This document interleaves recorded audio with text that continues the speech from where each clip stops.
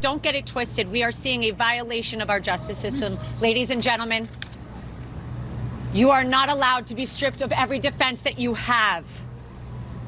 You are not allowed to be told. So you're getting an idea now about and why Donald Trump's attorney is perceived as effective as she is, which is not particularly effective. Jake Tapper and CNN had heard enough of Alina Habba's complaints that we're losing yet another case.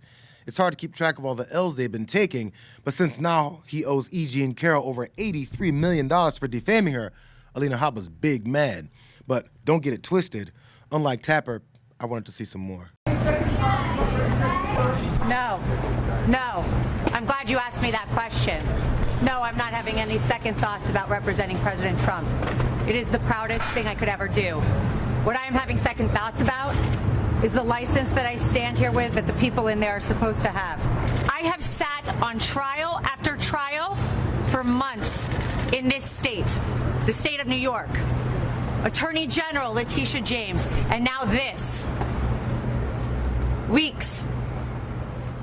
Why? Because President Trump is leading in the polls, and now we see what you get in New York.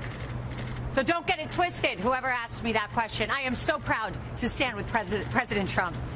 But I am not proud to stand with what I saw in that courtroom. Trump and his attorney held press conferences after nearly every day of this defamation trial that they lost because it was a promotional tour for his candidacy of anger and revenge. And the only way to get the foot soldiers motivated against their own country again is to hypocritically claim unfairness in the legal system.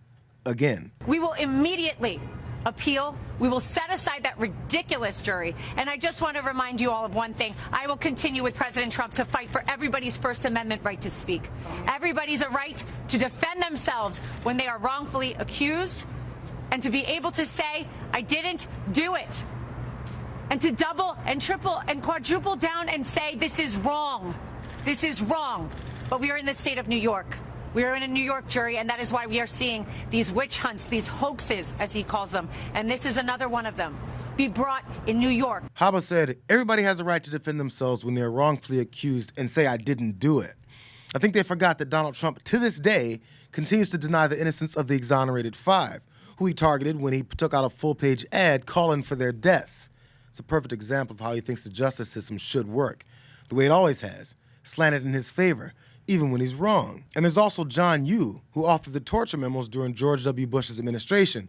He also sees through the barking from Trump land about the legal system. The whole point of this enormous damages amount, unprecedented damages amount, is to tell Donald Trump to shut up.